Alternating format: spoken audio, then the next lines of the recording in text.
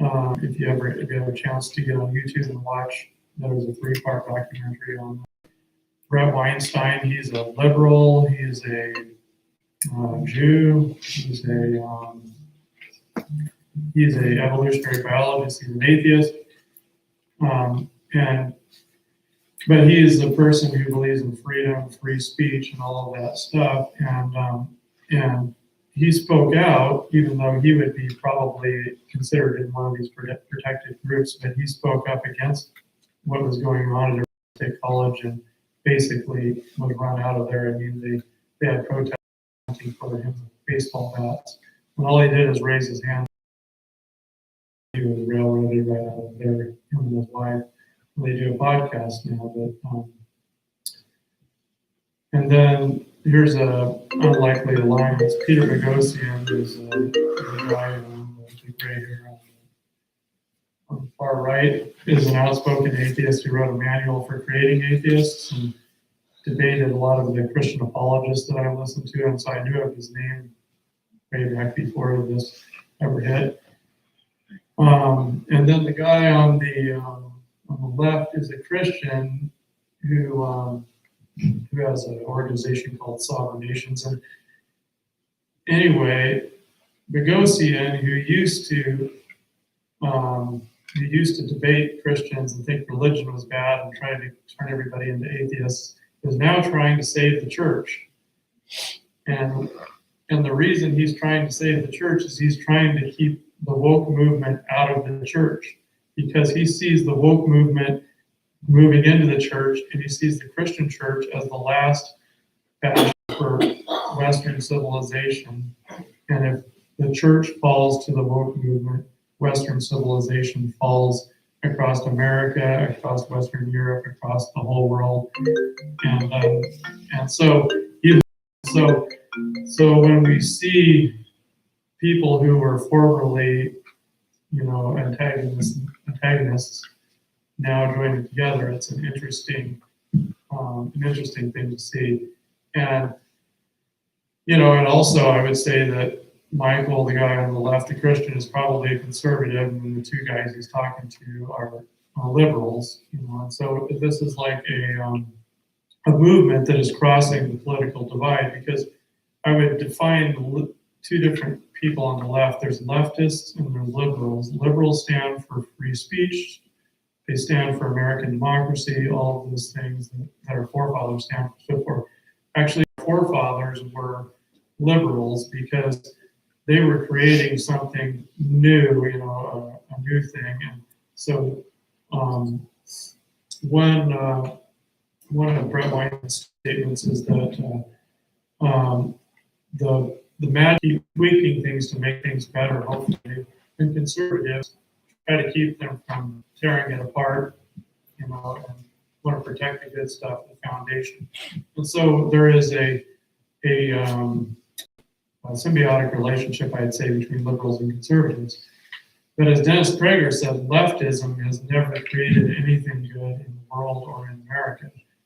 And the same thing goes for alt-right. You've got the alt-right, you've got the alt-left, and you often think of it as being you got the middle, and then there's like the spectrum. You get further to the left or further to the moon, like the sun, the full moon. Then you're liberal, conservative, and you're in the light. But if you go too far, you go into the dark side. You go to the dark side, you pull the left and the right, end up in like fascism, anarchy, and authoritarianism, the far side. So you end up with liberty on the right side of the moon, authoritarianism on the dark side of the moon. Both the left and the right, when they go too far, go over that way. So freedom is a freedom to say that 2 + 2 = 4. If that is granted, all else follows. George Orwell, 1984. Lori Rubel, who teaches math education at Brooklyn College, says that the idea of math being cultural neutral is a myth, and the same, asking whether 2 + 2 = 4 reeks of white supremacist patriarchy. So this is how far we have come. this kind of stuff would have been parodied in the 1970s. I watched, I wouldn't necessarily recommend the movie, but I watched a clip of the life of Brian, on YouTube recently. It was talking about, they were talking about this guy was going to have a baby, and he's a man. Well, you don't have a womb, you can't have a baby. Where are you going to put the baby in a box, to gestate for 9 months? And they were going back and forth and arguing about that. It was 1979. There was a Monty Python parody, but that's the world where that was our serious conversations today. And so we have reached the point now where 2 + 2 = 5.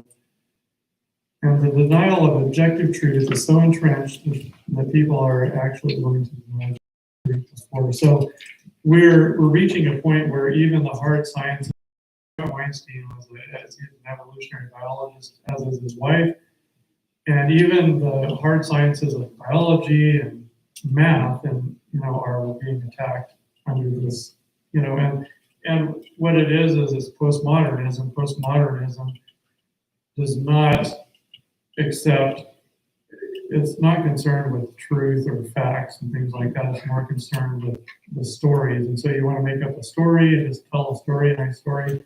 You can make up whatever truth you want. And truth has it's almost not even become relativized anymore. We always talk about relativism with relative truth versus objective truth.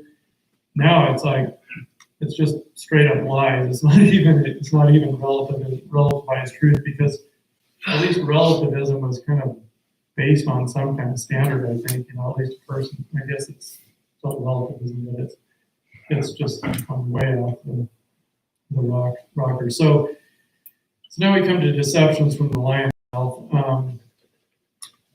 Spiritualism, no wonder, for even Satan disguises himself as an angel of light. So it's no surprise if his also disguise themselves as servants of righteousness. Their enemy was converted right out of the mouth of Satan worship into the Seventh-day Adventist Church.